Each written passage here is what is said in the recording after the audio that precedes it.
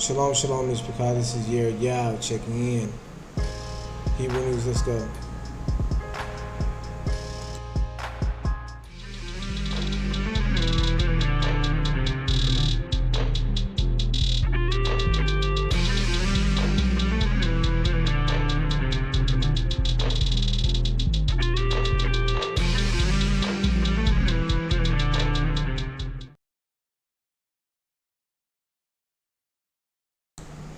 Shalom, shalom, y'all.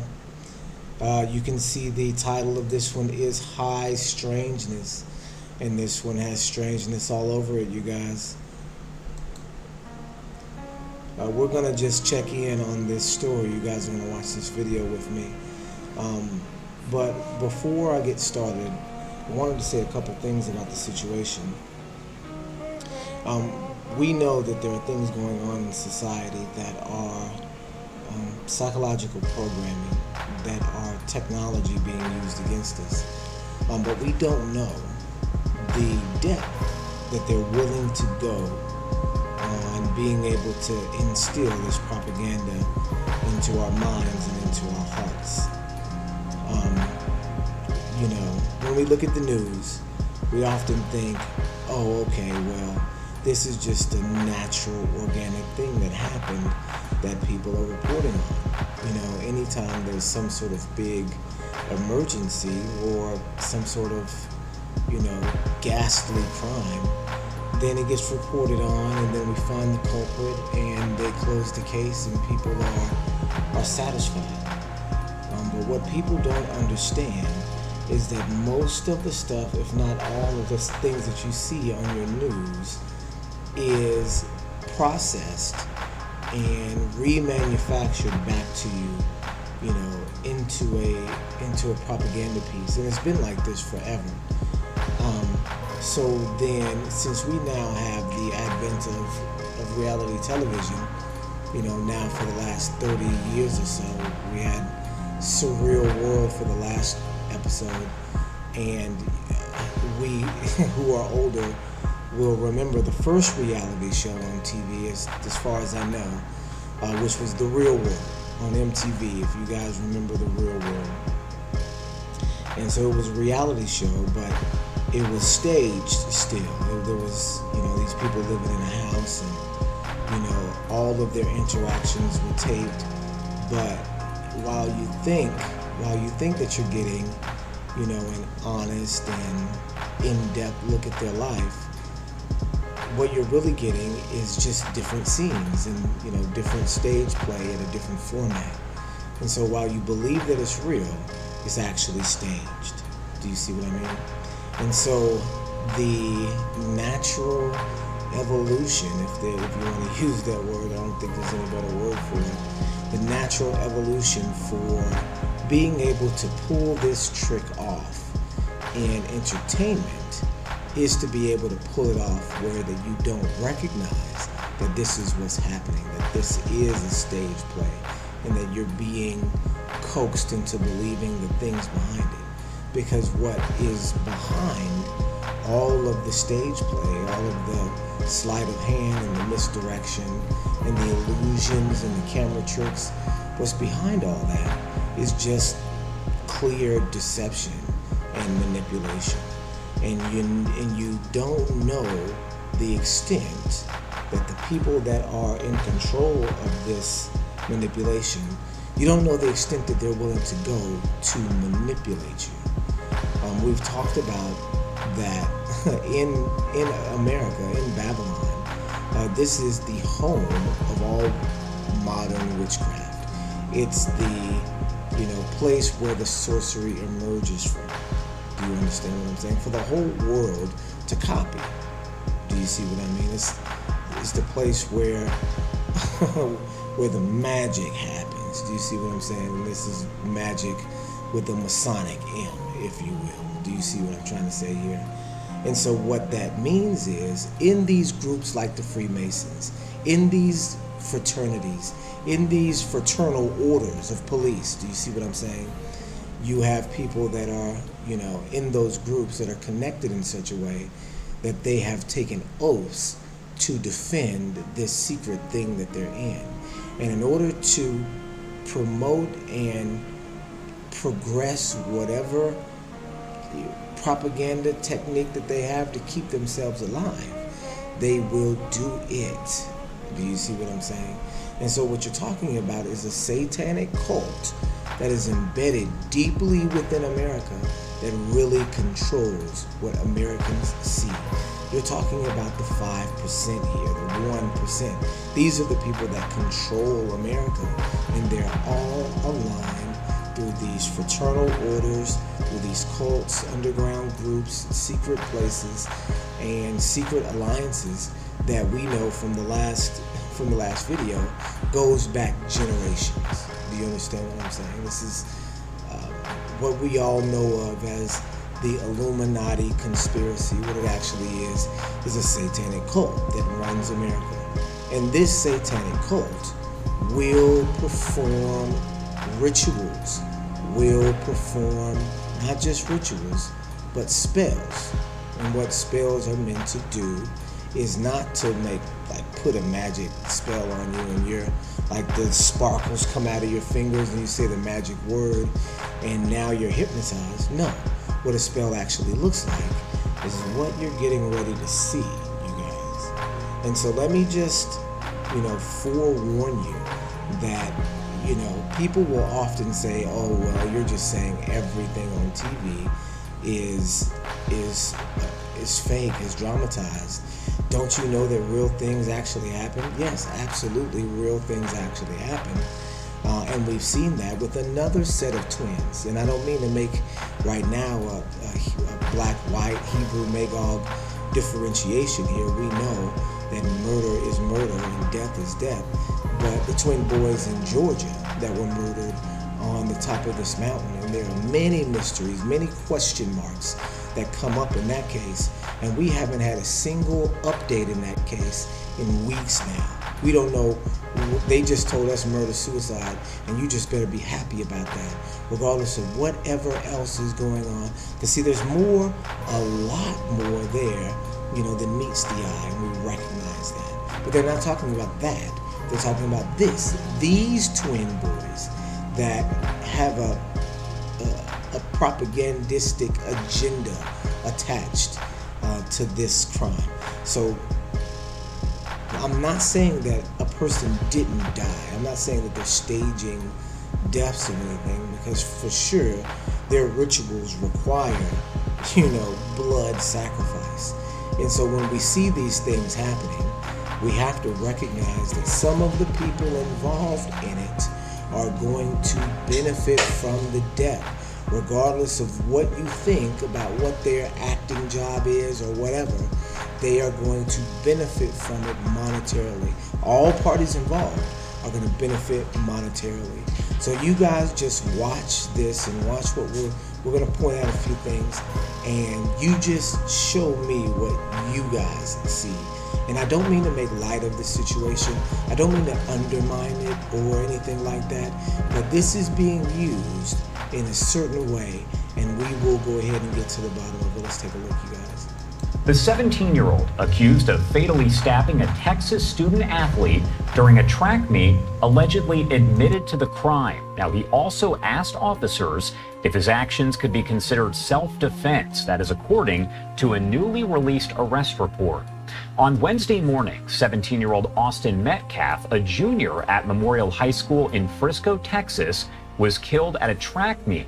Police said a student from Centennial High School in Frisco, 17-year-old Carmelo Anthony, stabbed Metcalf in the chest during a fight. Anthony was arrested, now charged with first-degree murder, and is being held in the Collin County Jail on a $1 million bond. First off, you guys, it's a stabbing, and I know stabbings are, really wild, and, things can happen in a stabbing. But you guys don't know how hard it is. They say that this guy was stabbed in the heart. You guys don't know how hard it is to stab somebody in the heart. It doesn't really just happen. You really have to kind of get in there to because I'm a medic. I've seen stab wounds before. I've seen, the way it works, right? And a medic in the Army.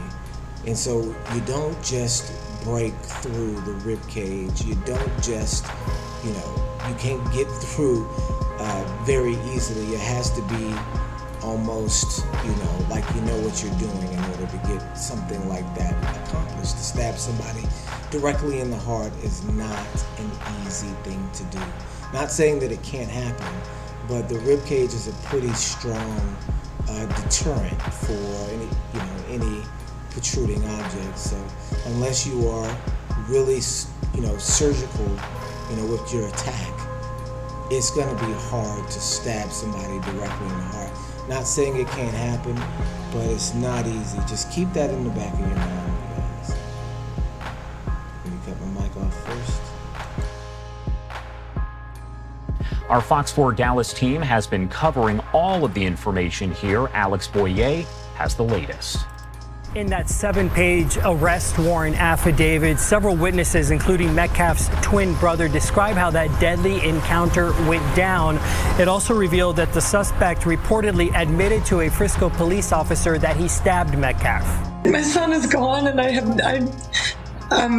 don't really have words. I've tried to figure out what I was going to say, but he's just going to be so missed. The pain is still raw for the Metcalf family after 17-year-old Austin Metcalf was killed on Wednesday morning at a UIL District 11-5A track meet in Frisco.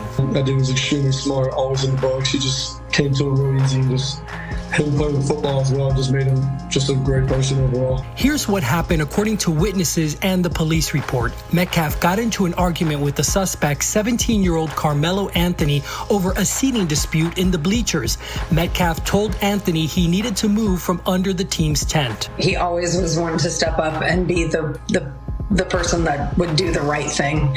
And he was doing the right thing by saying to this gentleman that you're not supposed to be in this tent. This is because they have personal items there. So a lot of people are saying that these tents are open and people come in and out of them all the time. And a lot of people are saying a lot of different things, but they're all framing it around this being a real event. I'm not saying that nobody died here. They're framing it as if it is not something that is staged, and it doesn't, just from somebody just watching it, it just wouldn't appear to be staged. It would appear normal. It would appear organic. But again, we're living in the surreal world. So everything you see, especially things that are promoted, especially one murder promoted and another two not. Do you see what I'm saying? What is the end goal with the promotion of this? Clearly is to brew up and seed animosity in the European community, in the white American community, against the Hebraic community, in the black community. This is clearly making a lot of white people mad. And this, I believe, is the point of it. Now, you guys, just take a look at the mother here. Just watch the mother. Let me cut this mic off. Anthony opened his bag and reached inside and said to Metcalf, "Touch me and see what happens." Metcalf reportedly grabbed Anthony and told him to move. He knew he wasn't supposed to be there. It's just a tragedy what happened. That's when Anthony pulled out a black knife and stabbed Metcalf in the chest once before running away. When Anthony was taken into custody by a Frisco police officer, Anthony reportedly confessed to the crime, saying, "He put his hands on me. I told him not to," adding that, "I was protecting myself," and then asked the police officer, "Is he going to be okay?" Metcalf died in his brother's arms. I'm not at that point.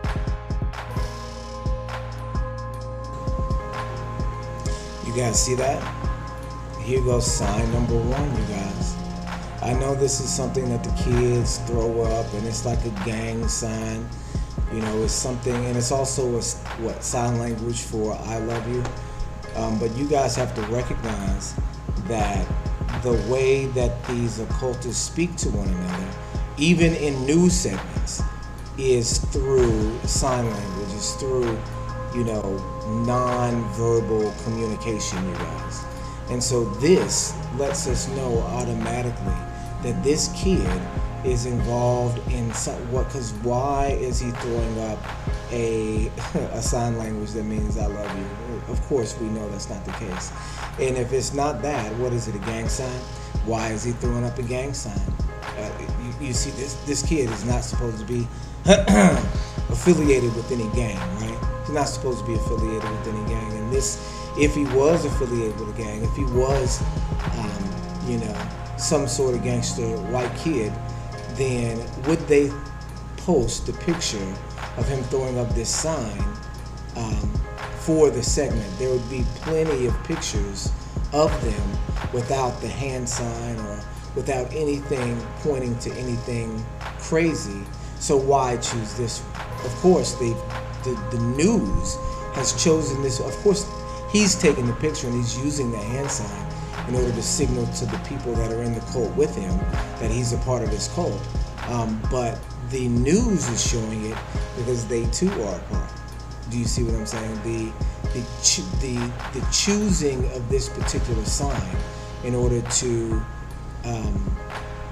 basically promote the propaganda behind this murder. In choosing this picture, they've also signaled to their people that this is one of theirs. Do you see what I'm saying? So this is sign number one. We always look for signs, and this is a sign embedded within the story. Now, I asked you guys to take a look at the mother here, and so we're going to take another look. I think she gets back into her section here. Take a look at the mother and take a look at the father, you guys. And then notice this all black too. The mother's wearing all black in her segment. Let's get back to it. I wanted to forgive and forget, but eventually I will. But I pray for his family. I pray that they understand what we're going through as well. This whole community has really wrapped their arms around us, and if I could say anything to the nation, I would say to make sure that you just hug your babies tight, because you don't know when the last time you get to do it. In a statement released by the Metcalf family this afternoon, they say their focus is now on laying Austin to rest. Meanwhile, I can tell you that Anthony remains in the Collin County Jail on a $1 million bond. Alex Boyer, Fox 4 News. Alex, thank you so much. Now, our Fox 4 Dallas team, as I mentioned, has been moved from under the team's tent. He always was one to step up and be the person that would do the right thing. And he was doing the right thing by saying to this gentleman that I don't really have words. I've tried to figure out what I was going to say, but he's just going to be so missed. The pain is still raw for the Metcalf family. You see, I'm not seeing really any tears. I know people come and say this all the time. Oh, there's no tears, so that must mean there's no emotion, or that means there's something else. But here, it does look like that she is conjuring emotions here. It doesn't necessarily look like a normal grieving mother. And you can say what you want about what a grieving mother looks like, but you can tell when someone is, inventing or fabricating emotion, especially when they don't have any real tears. They're on TV here, and she just doesn't have any real tears. And then again, wearing black, and there are a couple signals that you guys have to really pay close attention to. Let's keep watching this. You have to recognize, you guys, that everything that's going on in the media is being pushed towards the head, and you can clearly see what that head is, which is civil war based on race relations. Not to, adding that I was protecting Austin's father.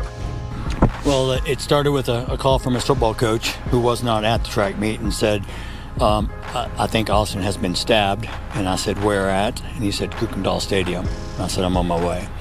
So I drove up there, went through a load of police officers, and was able to see my son on the gurney with a huge hole and blood all over him, and they were pumping him. He wasn't breathing, and his eyes were rolled back in his head. So I had to find his brother. They're twins. And so I found Hunter and tried to get him under control as best we could. And then I loaded him up in my car and we drove to the hospital as quickly as possible. And we waited. And when the doctors came in and said that he didn't make it, it was tough. My son took it extremely hard. I'm still in shock, to be honest. I mean, I'm numb. So it really hasn't hit me. And I don't believe any parent should ever have to bury their child. Yeah, he's I don't know. If it was my son in this situation, I'd be devastated. And I know that this is, really close to the time when it happened. I'll just tell you, this guy is volunteering a lot of information about the murder scene, about what's going on there, and the events, the timeline. You have to recognize that when you're in some sort of reconstructed event that you're trying to use as a propaganda event or some sort of propagandistic tool, then the timeline would make sense. Do you see what I'm saying? The timeline has to make sense to people so that they can internalize this whatever you want to call it, false flag attack, whether you want to call it stage play, whether you want to call it ritual sacrifice, public ritual sacrifice, and we'll get into kind of what it is. But in order to do this, you would have to have a cogent timeline, and then you would have to have people, that you trust in it, delivering to you this cogent timeline. And this father just delivers too much information for it to be just like a grieving father wanting to talk about the murder or wanting to do any of these things. He's volunteering information that matters to timeline, not necessarily matters to the emotional aspect of the case, of this event that happened. This is the father. He's not, he's not looking at it as a case. We are, but he's showing it. He actually is kind of looking at it like a case, because he's giving you, unnecessary aspects of it, like the timeline. All right, let's keep looking. And I pray that, maybe there's changes made as far as security or things like that, and maybe we can learn from this and try to turn a tragedy into something positive to make sure it doesn't happen to anyone else's child. I don't want parents to feel like I feel today. So I've already forgiven the person who stabbed him. God's going to take care of everything. God's taking care of my son. I kissed him. When I kissed him goodbye for the last time, I told him it's not goodbye, it's see you later. So I just have to trust in God and my faith to pull us through. I don't understand his plan. We're all subject to trial and tribulations. God didn't say life was going to be fair or wasn't going to be hard, but he said he'll always be beside you and never leave your side. So we're going to lean deep into our faith. There's a vigil tonight at our church at 7 o'clock. I will be attending also. The outpouring of students and coaches and friends and... All right, and again, I don't mean to be callous. I don't mean to be just overly harsh or not, cognizant of the emotion that's here. And you can see emotion in this man, right? You can see it. But the way that he's talking about God and the way that he's talking about his faith, you can't allow that to be a smokescreen, because in all of these Freemasonic groups and all of these Freemasonic cults and fraternal orders, they're all church-going people. They're all people that would look a certain way in society. And in a lot of cases, you've got the pastors of these churches as being the leaders in these, Freemasonic community churches. I remember we were getting back into the scripture and we were trying to find a church to go to, our family, and we went to a local one that was right down the street from us, and it was a mixed church. It was white and black, but I always was suspicious of it because there was a Freemasonic, what do you call it, club, whatever, that was right next to it. and or you could say adjacent. It was like the corner, the upper right corner was at the bottom left corner, on a four-way stop across the street. You see what I'm saying? It wasn't right next to it as in neighbors. It was across the street diagonally from this church.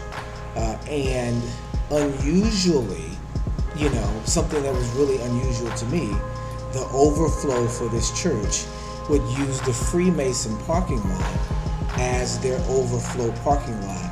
And I said, you don't really get to do that unless you know somebody over there. And so that, points you to somebody high in the church, knowing somebody high in the Freemasonic organization. And of course, this was a Christian church, and we didn't stay there that long. But it was just something that stuck out in my mind. These people are probably connected in some way. So the church talk, don't really let it fool you, even though he's showing some emotion, even though he's, just keep watching. Let's just keep looking and analyzing the situation. You have to remember, we live in the surreal world. The things that we see are not always what they appear to be. Rarely are they what they appear to be. Family that showed up at the hospital immediately, it was just shows the way my son touched people's lives. He was voted team MVP of the football team this year. He carried a 4.0. He was on National Honor Society.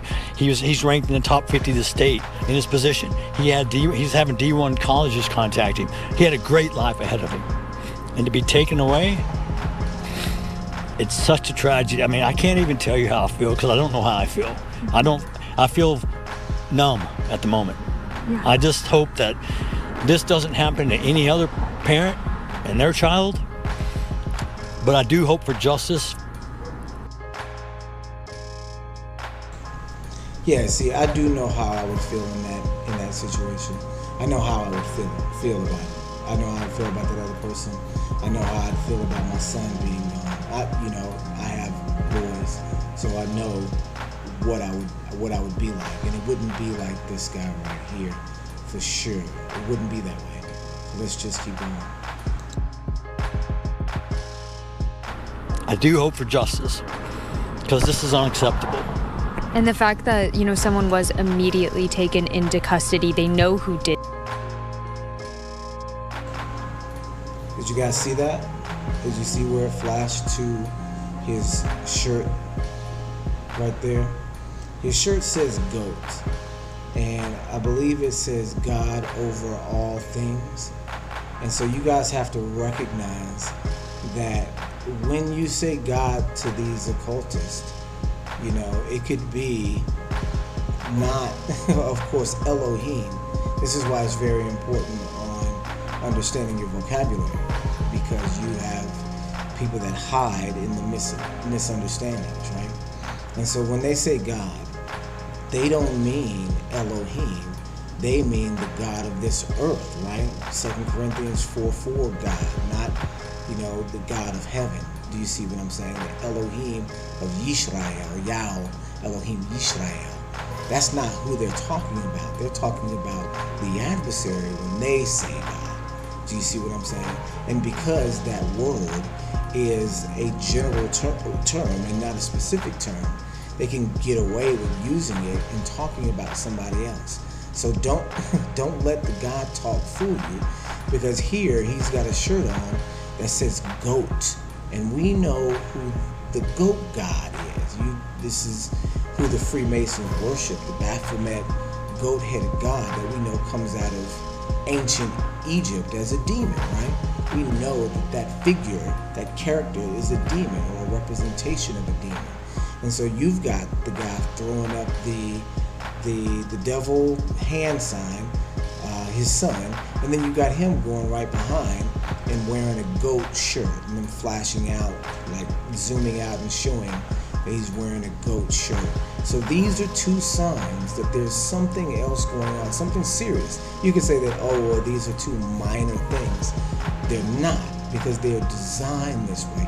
Everything that you're seeing is designed, from the uniforms to the pictures that they chose, to the numbers, to everything that they've got in here. these are the things, the clues that let us know really what time it is. And not only that, not only on this side, on the other side too, with the guy called Carmelo Anthony. His name is Carmelo with a K.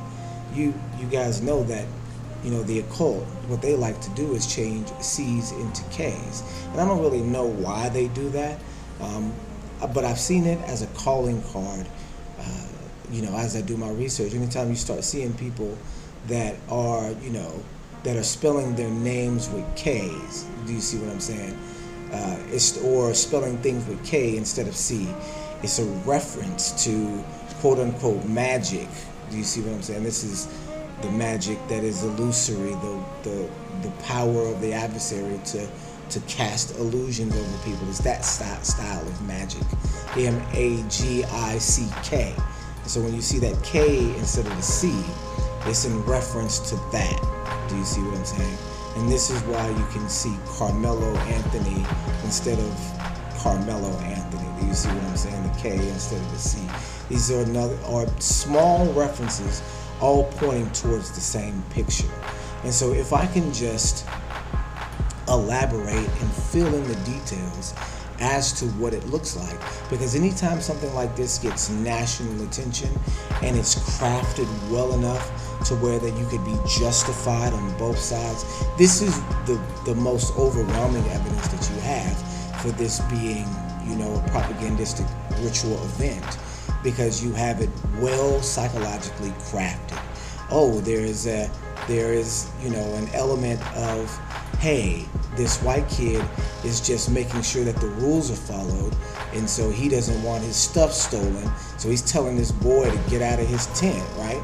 And then the other kid says, hey, this guy's a bully. This other kid and his brother are bullies, and they're bullying him, and I have the right to defend myself. I'm a 17-year-old kid, and these are two, other 17-year-olds, but they're football players, and I'm a track player. This is the thing. These are football players versus a track player. So these are big guys, right? And this is more of a smaller guy because he's a runner and not a hitter. So you have to understand that there is an element of, okay, we're bigger, we're tougher than you are.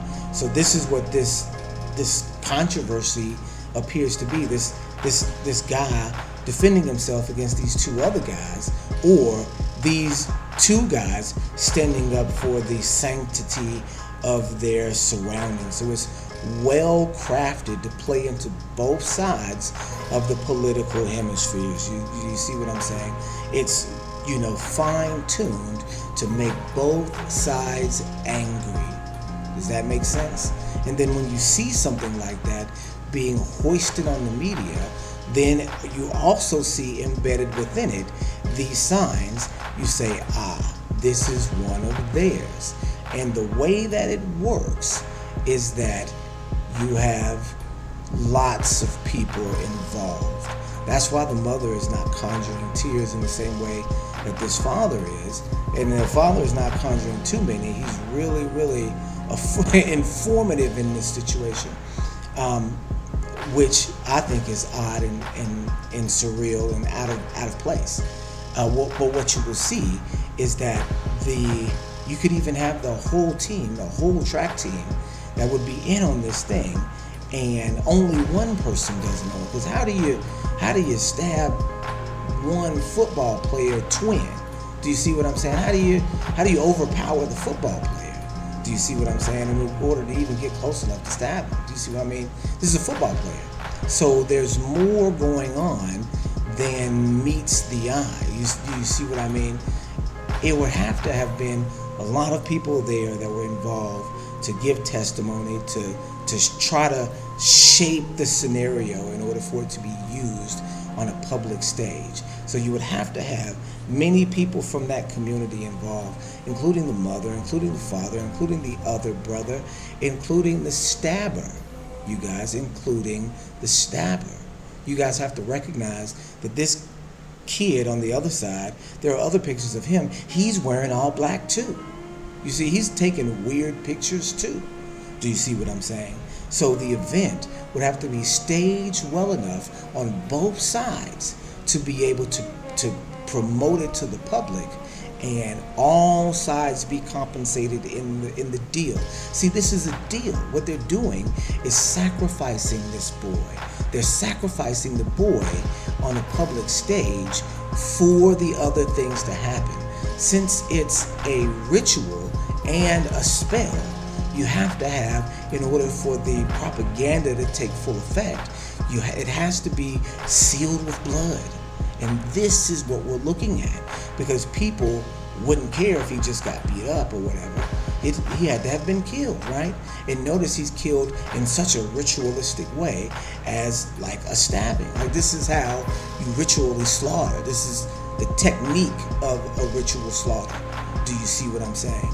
So it has all the hallmarks of a sacrifice being promoted as a natural organic event that's having that's actually taking place in people's brains to divide them on an individual level as they're walking around in society.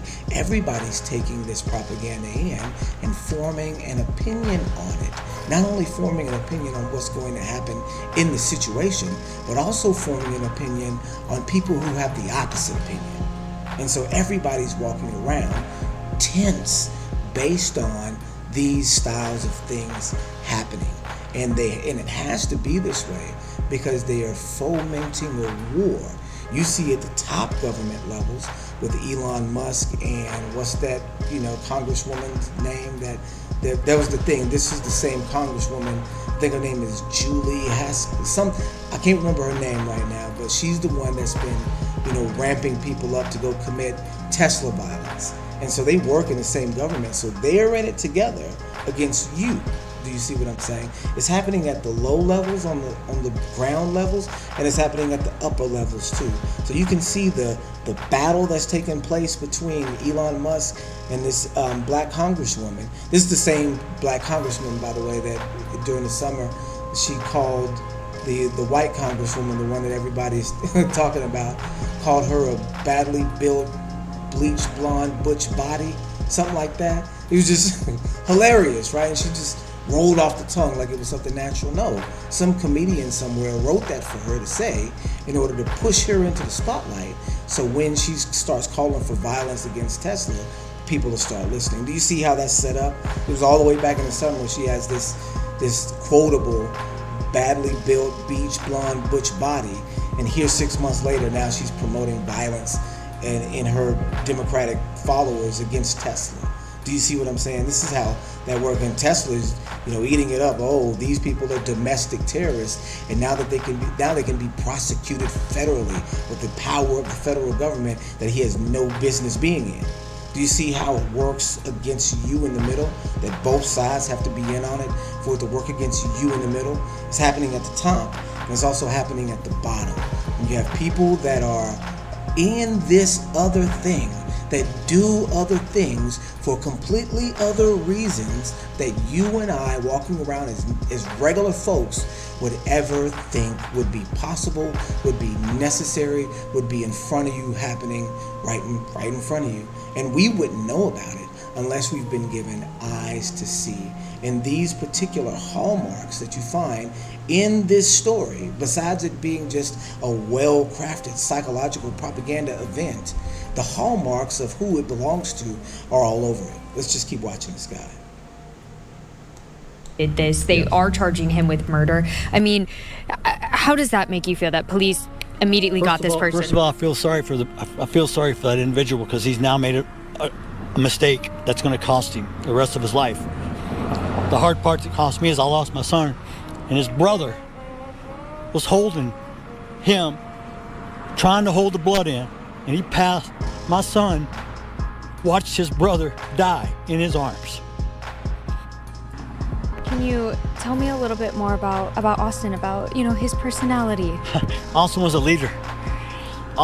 He led the football team. He was voted team MVP by his players and coaches. What was his position? He played linebacker. Him and his brother both play linebacker. He played inside. His brother plays outside.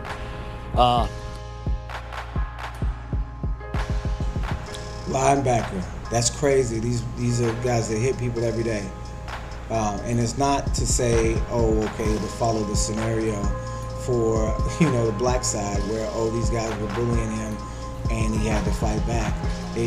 Not even to say, follow the scenario of the other side, they have the right to defend their tent area or any of that, because that's the propaganda, that's the programming. If you fall into either side, then you do fall into the trap. It's the mind trick. But what I mean is that, you're not going to just get up with stabbing one of two linebacker twins. There has to be something else going on there. You're not going to get up on them and just stab them, them being two linebacker kids. Do you see what I'm saying? These are big kids. Linebackers are big. They hit people. That's what they're there for, is to hit people, to block people, and knock people down. That's their job. That's what a linebacker does. And so you can't just get up on a linebacker like that, especially with a twin sitting next to him. It's a weird situation for him to even be able to do it. And this is the point that I make about there being something else going on. Let's keep watching. We were so fortunate this past weekend that me, Hunter, and Austin, we grew up hunting together, and we had matter of fact, the ranch we own, the lease was not renewed, so we could never hunt there again. And we went there for the last weekend. And he said, "Dad, I've never shot a pig before. I want to get a pig this weekend." I said, "Okay." Lord and behold, it's a heck of a story, but he shot his first pig this weekend. And we all talked, me, him, and Hunter, both. It's a heck of a story, right? It is a heck of a story. And again, I don't mean to be insensitive here, because this man may have just lost his son, and it be an organic and real thing. It doesn't appear to be the case, you guys. It appears that this is the cult, and these are the seams of the cult right here, just unraveling before your eyes. This is one of those ones that has all the hallmarks there, and it looks normal, it appears normal, but it's not, you guys. We all talked about, these are memories that you take forever. After I'm gone, you can tell your kids about, your grandfather and we were hunting and we stalked and it took 2 hours, but we got this. I got my first pig, and he was so excited. And I'm so fortunate to be able to spend that weekend, not knowing it was the last weekend I'll ever spend with him.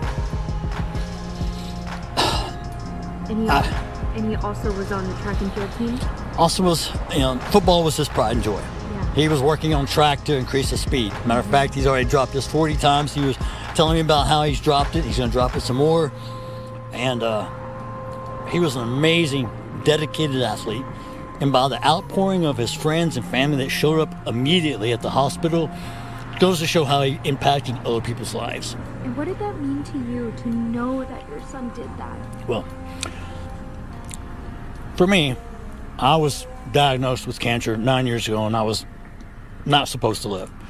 And God blessed me, because he knew I needed to be a father for these two boys.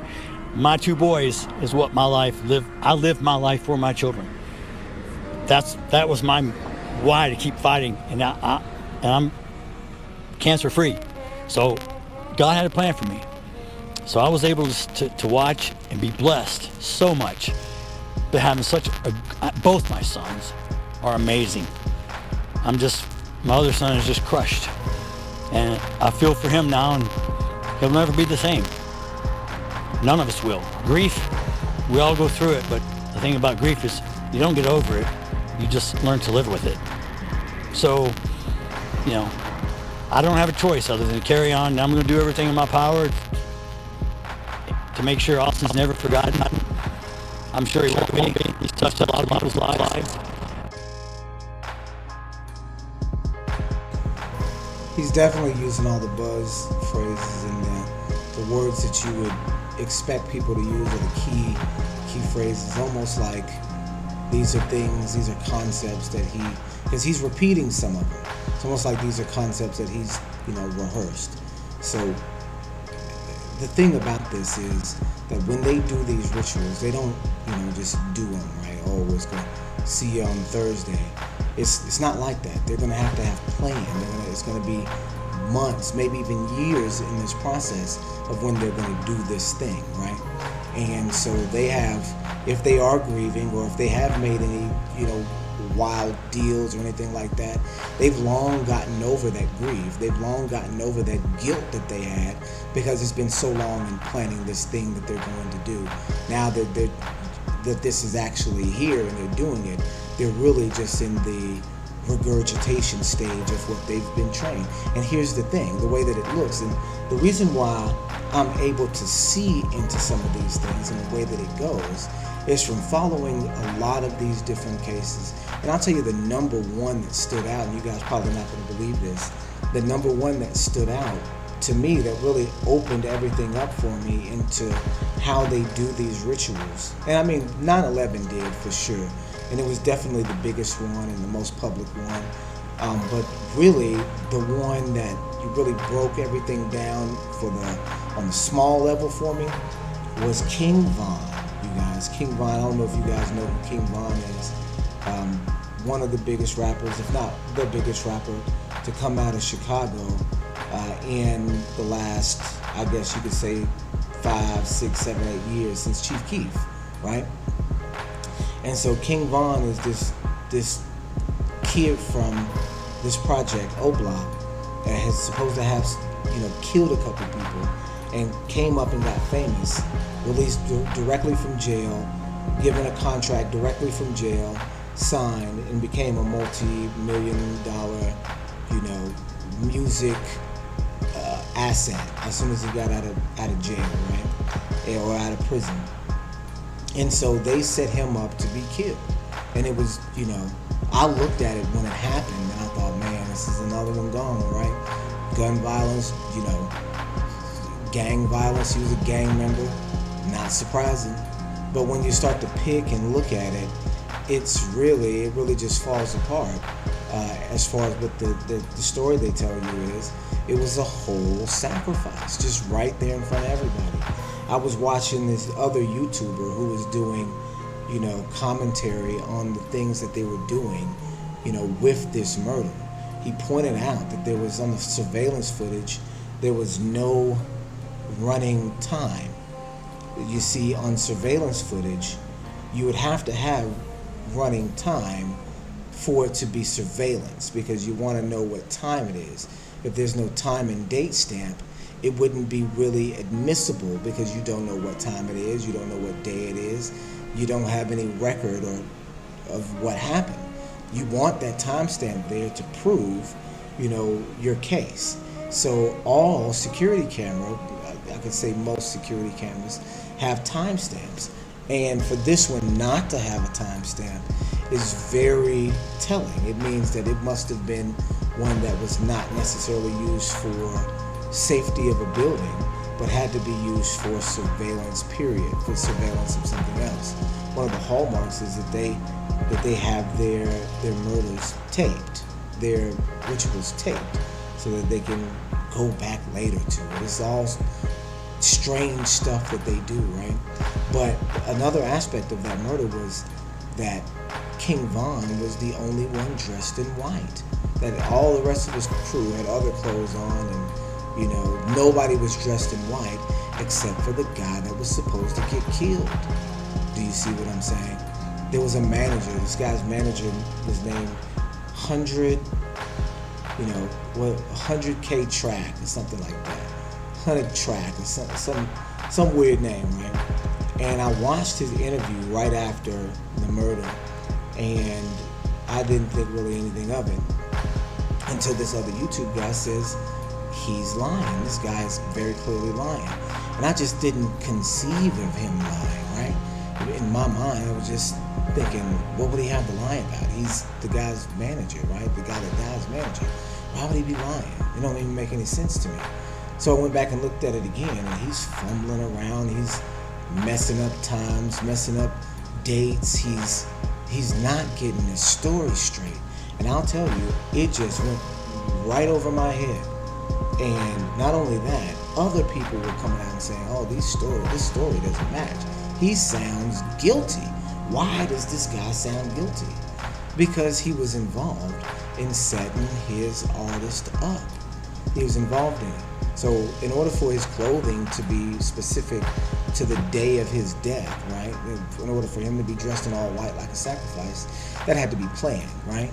And I'll be doggone if it wasn't planned. As soon as they got him out of prison, do you see what I'm saying? That this was all set up for him to die at the end. You see, they have in the 60s, they had these psychological circles that was, I guess you could call it renegade psychology, that would do these experiments that were called terminal experiments.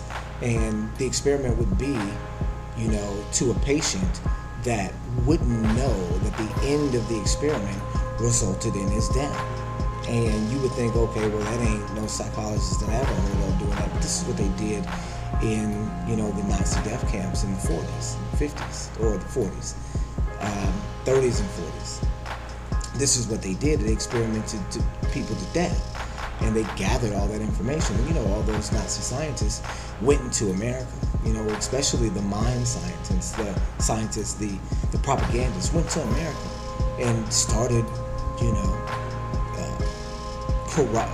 strengthening the system that was already in place in America, and using these techniques to psychologically, you know, persuade the masses, but also to convince this person to go into a situation that'll eventually kill him.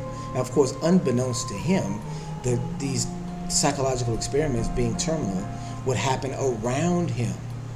Do you know that these psychologists that were performing these terminal experiments had to have help to do it? So they reached out to other psychologists, and there was one in particular, and I can't remember his name, but this is just to show you how they feel about these styles of situations. The one psychologist reached out to the other and said, hey, I need help doing these specific types of experiments. He's like, what you got? He's like, I got something that's really dark. The patient's not going to survive this experiment. Are you willing to do something like that? He said, not only will I do it, I'll do it for free. He said, you don't even have to pay me for doing this. This is how bad that he wanted to do something like that. So this is in the 60s that this is, you know, all happening.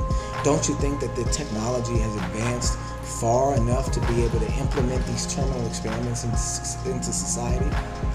Aren't these terminal experiments? What's the difference between a terminal experiment and a ritual? What's the difference? Do you see what I'm saying? If you're sacrificing to this pagan deity that requires all of this crazy stuff, to what goal is it? To what end is it? You're looking for, or according to them, you're looking for power, wealth, influence. What does that look like in society? What sort of influence would this event have in society? And why would it pay for people to believe one way or the other in this society? Pay more than, you know, what you would see on regular TV. You know, this live action, ritual drama take place before your eyes and also take place in your mind. You guys, just keep watching. There's one thing that I want you guys to see. He was a great individual, a leader, an athlete, very smart, 4.0. I couldn't ask for a better son. Two of them. I couldn't ask. They were my whole life. And for it to be taken away so senselessly, when this guy was just sitting in Ron's spot and they asked him to move, and he winds up stabbing my son in the heart and killing him.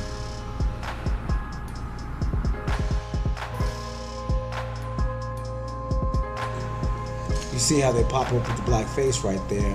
And then another aspect of it, sitting in a spot and told him to move. Do you hear how that sounds, you guys? Doesn't that sound like Rosa Parks sitting in a spot and told him to move? You have to understand that these things are crafted, and they're crafted around the psychological anchors that we already have in our mind. Sitting, he told him to get up from a spot where he couldn't be. It's got civil rights all over it. So you guys watch this unfold.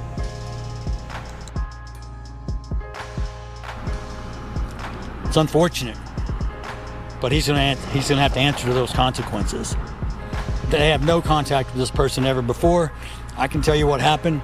I know firsthand. I wasn't there, but I talked to my son. Yeah, what did He said no connection to him whatsoever, I saw it firsthand, or I heard it from my son, I can tell you exactly what happened. Why? Why do you want to sit here and go over the timeline about what happened? And why do you have to let everybody know that there was no connection between these two boys? What are you saying here that there's no connection? We would assume that there's no connection.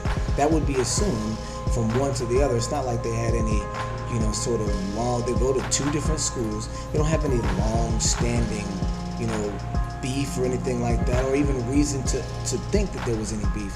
Why would you just automatically out of nowhere mention, oh, they definitely never knew one another? Now, this is information that is unnecessary to your side of it. But if you want to promote a specific agenda, if you want to craft a story, that might be something that people would want to know coming from a trusted person. Oh, they had no clue of one another. You want to, whether they did or whether they didn't is up for grabs now, because clearly he just wants you to know that they didn't. Well, maybe now I want to believe that they did. They must have known one another. They must have had to kind of hash this thing out in the past at one time, especially if you're so free to mention that they had nothing to do with one another. It's just not something that I would bring up in normal. Now, did they know one another? It wasn't asked. He volunteered that information. It's not something that I would volunteer as a grief-stricken father. Do you see what I'm saying? But if you were trying to promote a narrative, it would be information that you may want to have. Let's keep watching. Everything, I know exactly how it all transpired. It was a multi-Frisco High School track meet. Many high schools were there. It started to rain, and they have their own little tent for memorial, and they were sitting there, and someone was behind them mouthing off, and he turned around and said, "Who are you?" And he said, "I'm Mello." He said, "Well, you don't belong here. You don't go to memorial." He had a Centennial tracksuit on. You don't belong here. You see, choice words. You see what I'm saying? And there's another video with him in it, and he's denouncing any race, stipulations. He's denouncing it being used as a racial propagandistic tool. But of course, that's what he's supposed to do. That's what he's supposed to say. He's not supposed to come on here and say, "Yeah, get him." You see what I'm saying? That wouldn't even, that'd be too much. You would lose the, what do you call it? The illusion of the situation. There's a word that you'd lose the sense of illusion. The realism would go away if he's on there calling for, let's use this for propaganda. Do you see what I'm saying? So clearly what he would have to do is denounce it being used for propaganda in order to make the illusion work. Do you see what I'm saying? So he doesn't have to say propaganda. He doesn't have to say, yes, this or that. For the same clues to be put forward to let you know this is what they're actually meaning to do. So all of it is sitting in this place, you don't belong here. All of these, these are inflammatory terms when it comes to black people historically. So you can see how it's being worded and used, coming from the father himself as a participant, not, as a grief-stricken father, as a participant. And let's just keep watching. And he said, "You need to leave. This ain't your spot." And some words were discussed. I'm not going to say on camera but he asked him to leave and basically said, "Make me." And then he wound up stabbing him in the heart and killing him. All over someone sitting in the wrong spot at a track meet. Now, I don't blame his parents. I don't blame him. But they all will suffer too. I feel for their family, because now their son will probably wind up in prison and learn that he killed someone. And they all will suffer. Really tricky wordplay here. Just keep watching, you guys. Devastated, and took my son that I can never get back. It's unfortunate for everyone involved. And I just hope it doesn't happen to anyone else. This world, there need to be changes, and it starts at home. So I don't know. I'm not judging. I'm just happen to say that try to be kind. in this world. And if you can't be kind, find someone who is. Is there anything else that you want people to know about Austin? You want people to know how he'll be remembered? Is there anything else that you haven't shared? I mean, it's hard right now. My thoughts are all over the place, to be honest. I mean, there's so many great things about him. I could probably sit here for 3 hours and go on and on and on. But he was a great friend. He was a leader. He was well respected in school by his teammates, by his coaches, by his friends. His girlfriend came up to me and said, you know what, he talks about you a lot, and he loved you, and he treated me with great respect. And he goes, you taught him that, you know. He was going to turn out to be a great individual and impact this world with positivity. So he was on the right track. He was doing everything right. I was so proud to have 2 sons, not just him, but 2 sons that do the exact same thing. My other son Hunter's like, Dad, I can't go on because Austin always had my back. I said, I know. And when I kissed his forehead today, as his body was cold, I ran my fingers through his hair. I told him, it's not goodbye. It's see you later. I'll join you at some point too, son. You just beat me to this place. So you keep an eye on me up there. Put in a good word for me. And we'll meet again. Yeah, because he had started to say that earlier, but then he said it in its full form there at the end. He started to say almost those exact words earlier on in the interview, but then he came back around here and said it again. Just, again, like choreographed things.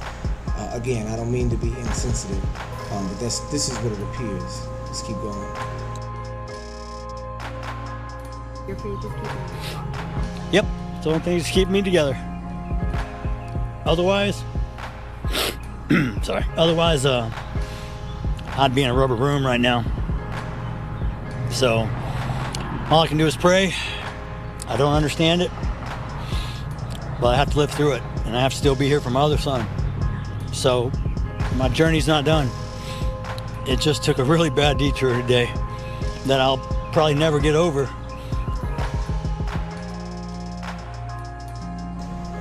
Did you guys notice that he said, I'll probably never get over? He said, I'll probably never get over. Nobody just up and says, oh, well, I'll get over it. Do you see what I'm saying? Probably never get over it. To me, it's crazy. I would know right off the bat that this is something that I would never be able to get over. She said, I probably won't get over it. Maybe one day I'll get over it. Probably won't. It just doesn't seem like he has done all his grieving this day, this week. Do you see what I'm saying? Seems like that he may have had just from the demeanor and the attitude that it tells me that you knew this was gonna happen, that you're not as sad as you would have normally been in the mother too, because you knew this was going to happen. This is what it says to me, that you weren't there, you weren't, on the ground to make it happen or watch it happen, but you were aware of it happening. You were given the heads up. You steered the situation just like the other side, that they steered the black family, that they're steering the situation. They're, spinning the narrative on their end too, for this to be a politically driven, psychologically motivated propaganda tool in order to radicalize both groups, both white and black, against each other.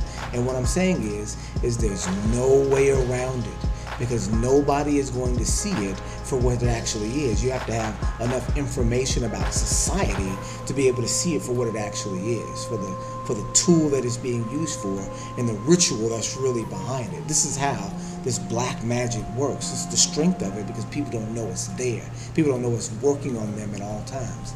But these people that are actors and they're in the particular event, they of course do. And they use that ignorance of the masses as power to generate money. And so this is how it works for them. This is how the spell is a money spell for them. But in the media, it's a war spell. This is a war spell That's what you're looking at, literally a war spell with a ritual attached to it. That's what this is. That's what you're looking at. This is how it works. And this is why you see all the characters in it behaving strangely and badly. This is why it doesn't make sense in certain areas. This is why people are so emotionally attached to it, because it's designed that way, you guys. This is Hebrew News.